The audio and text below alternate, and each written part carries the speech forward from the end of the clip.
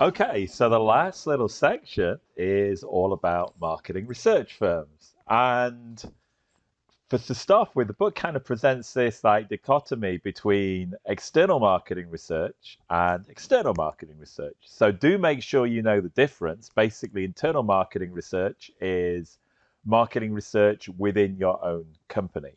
So typically, larger companies are going to have their own marketing research department for doing common tasks. Um, somebody like maybe Microsoft or Google or IBM, they're going to be constantly trying to work out, what's my brand recognition? How am I doing on certain social media platforms? Um, how do I optimize my websites? Basically, we'll have a lot of expertise in house. On the other hand, say I'm a small startup company and I've just created my first I've just created my first like media advert, my first video. And, I'm very proud of that video, but I don't know how it's going to do on the market. I'm not going to have any of the expertise or capabilities to do lab tests on this video to see how well it's doing with certain segments of the consumers. So in that way, I will probably hire an external firm to do this research for me. The advantages of doing things internally, you can have set rules that are applicable across your marketing research employees. So you can always use a certain set of methods, where if you're hiring external firms, each external firm is going to use their own set of methods. Um, if something's internal, I have much better information sharing with other people in the company.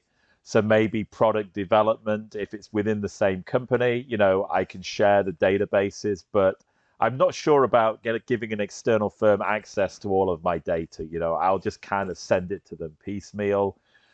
Generally, if you do things internally, you have lower costs. And also, the marketing researchers for your company will know your company's products much better than somebody from an external consultancy can ever do. Now, an external company, the idea is that these people are more objective. If the CEO has some great idea for a new product, are you going to be the marketing researcher that tells them, no, this is a bad idea? But if you hire an external firm, which is not under the same management structure, then you might be able to get more, objectivity. In the same way, you're not subject to company politics. Um, people try to get one over on somebody else, specific regulations. You can hire out people who have very specific talents. So if I want to analyze how well my website is doing, I can go to somebody who's very good in e-commerce marketing research. If I want to do a focus group, I can go to somebody who's he's very much specializes in qualitative marketing research. My own small marketing research department's not really going to have those capabilities. And, again, if we have more capabilities, then we can actually have more flexibility in how to run these different studies. I mean, it was funny, I've never done this in marketing research, but, when I was a new graduate, I was working more IT and development. And I worked for a consultancy company, and what they did was they hired out people at a lot of money. I think it was £400, like $500 an hour, and they hired out a mixture of very experienced people with new graduates. So they'd make the money from the new graduates because you were still being hired out at a high rate, but you had a much lower salary.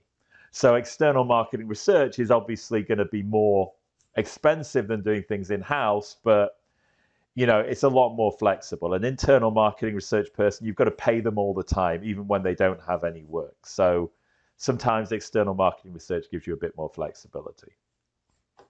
Again, different types of marketing research firms. Again, most marketing research firms will do a mixture of all of these things. So brokers or facilitators, these are just people who, put you in touch with certain marketing research providers. Customized research firms. Oh, I want to analyze my advert. I want to analyze how my e-commerce site is doing. I want to analyze my Facebook presence, etc., etc. I want you to do some concept testing for a new product. They would generally have quite a flexible, broad range of services. Standardized research firms, maybe something like Nielsen, they'll have standard kind of consumer reports in different areas that you might ask for some specific maybe questions to be added, but you're going to get kind of quite standardized research. Syndicated business services, this is just data from a common database. So I gave an example before when I talked about there's a IRI, and they're a company, and what they do is they bring in data from different retailers, package it up in a certain format, and then sell it back to the consumer products companies. So they will take data from maybe Walmart, Walgreens, Kroger, package it all together, then they'll maybe sell it back to Procter & Gamble, so Procter & Gamble can know how well its shampoo products are doing, for example. So here's a few kind of quick examples. I'll give you some examples. Firstly, quantitative marketing research. And most of these companies do a mixture, something of more mixed and then maybe more qualitative marketing research. But let's just have a kind of a quick look at some of these companies, which I had before. So dunnhumby, these people started off in retail analytics. They started off in Tesco in the UK, and they actually they did a lot of work with initial loyalty cards where consumer transactions were stored to loyalty cards. People got points and bonuses in return. But because people, every time they shopped, they scanned their loyalty card, we got a very rich understanding of people's data that when they're shopping at the supermarket. And they do lots of strategy insights for retailers, pricing and promotion, retail media. So you can see it's all about retailing. Things like, understanding your different product categories. How many yogurts do I want to do? Do I want to have high-end yogurts? How many of my own private label supermarket-owned yogurts do I want to do?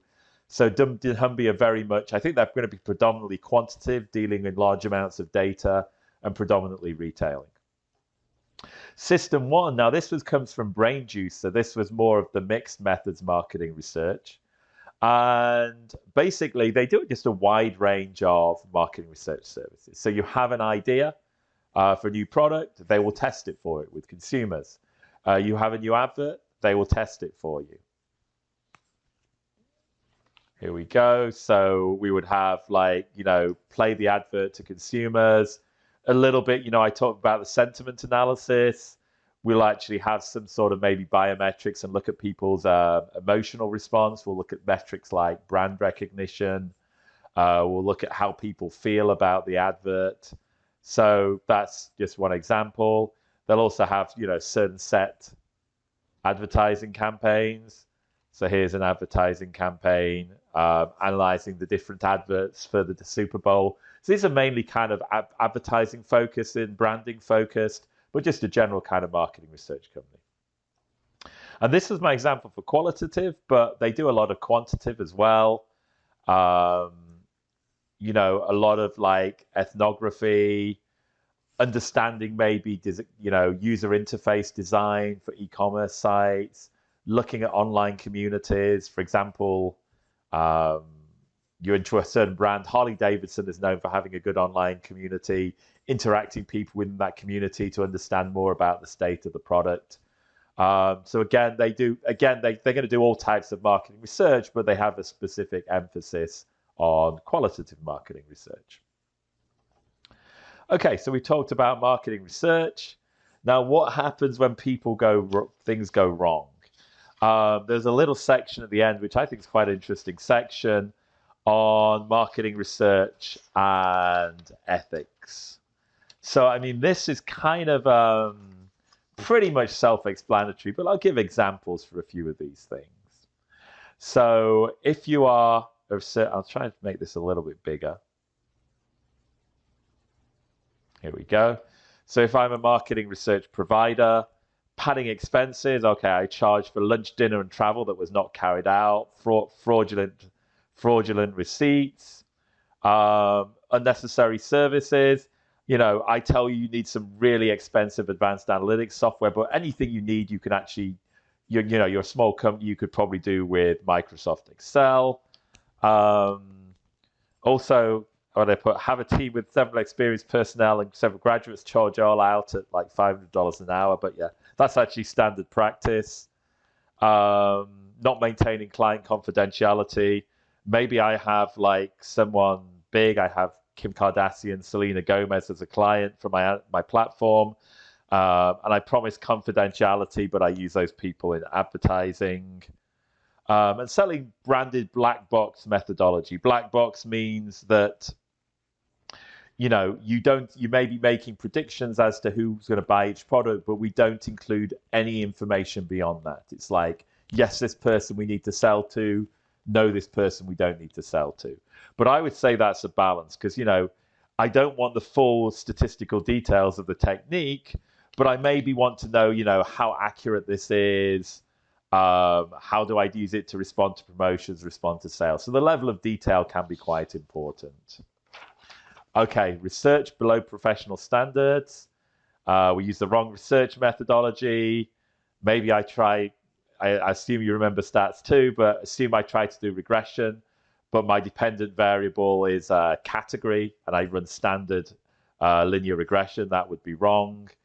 I'm trying to do research to prove predetermined conclusions. There was an interesting one. This was done by my ex-university, and Milwaukee's known for being a very ethnically segregated city. The university did research for Milwaukee to show that it was not segregated, but they compared it with lots of non-diverse cities. So they were really just trying to find some way of getting to a certain conclusion. If you cost cutting, so you maybe reduce your sample size, from say 1,000 to 200, and you can't get good conclusions from that. Curbstoning, that would just mean that I'm using a convenience sample of maybe friends. I'm getting friends and relatives rather than having a kind of systematic way of interviewing people. You know, respondent abuse. Again, a lot of this is kind of really just kind of common sense. I promise people I'll give you $10 if you fill in the survey, but I don't give it you. I'll say it's going to take you 10 minutes. It's going to take an hour. Again, lack of confidentiality, not obtaining agreement. Maybe I'm tracking your shopping behavior and I don't ask for permission for that. Privacy invasion, selling under the guise of conducting research. I pretend that I'm doing research on, you know, how you feel about politics, or how you feel about the current political environment, but I'm using it just to kind of gather your kind of information. A lot of salespeople do that. They pretend to be from some very official sounding firm and say, okay, we're going to be selling you research about your water quality, but in the way, and they're just trying to sell you, they're going to tell you water quality is bad and you need a water filtration system. Fake research sponsorship. Hey, I'm being sponsored by Apple, but I'm not. And kind of respondent deception. In academics, we often have to do this, but we need to tell people if they're actually being deceived at the end.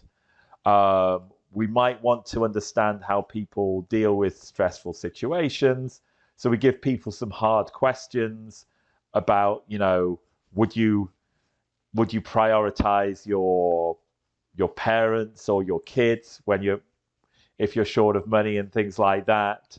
But in reality, we're not worried about parents and kids. We're just worried about the level of stress that they're being put under. And again, website. This is probably a little bit out of date, but you know, not tracking people and not telling people how we're tracking, sending unwanted emails, spam, promising that data is anonymized, but it's not in fact anonymized. There was an incident, and I think it was a company called AOL, which is long gone, but they released a load of like website surfing data. They got rid of the people's names, but it was easy, you know, people maybe searched for their job, their clubs, their relatives. It was easy to find out who these people were. And then also you had things they searched for, which they maybe didn't want you to know that they were searching for. And again, more common sense here. If I'm a client, I request lots of research proposals, but in the end, I decide I'm going to get some interesting information from my research proposals that might help me do the work myself, but I have no intention of actually selecting a firm. And I promise, if you give me I'm a bit short of money at the moment. If you give me a cheap price on my initial research project, this is going to be an ongoing relationship, but in fact, it's not. And somebody tells me, okay, this advert is going to increase sales by maybe 10%, and I tell my boss it's going to increase it by 100%. And a respondent, yeah, just being dishonest. That really is just common sense. Okay, so final thing, we have a code called ESMAR. And this is just a code for marketing researchers to behave ethically, i.e. don't break the law. Be particularly careful with vulnerable groups, like if you interview prisoners or children, they don't have a great deal of agency. Ensure that people are cooperating voluntarily. So if I was to say, okay, you need to do my survey to pass this class, that would probably be some sort of an ethics breach. Understand people's rights, and just be very, very careful about things like data and transparency. If you're interested in ESMAR in more detail, if I'm asking this in an exam, I'm not going to ask you each little bit of the ESMAR code, but you might need to know what the ESMAR code is. We have the latest version of the ESMAR code here, and if you're interested, you can actually go through it. It's interesting because different countries have different rules. For example, Europe is very, very strict about kind of information tracking. That's why quite often you'll be asked about cookies on a website. Do you have permission, do we have permission to store your data? And that's because for European users, data protection is much stricter. And we have to go through much more checks before we utilize people's data.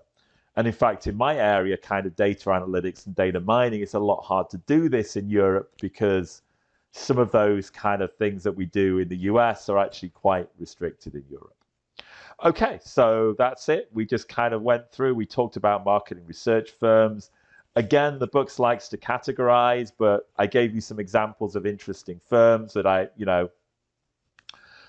think show you that most marketing research firms have a mixture of quantitative and qualitative research. And then finally, we talked a little bit about ethics. Hopefully, I gave a few useful examples. But again, a lot of this stuff really is just common sense.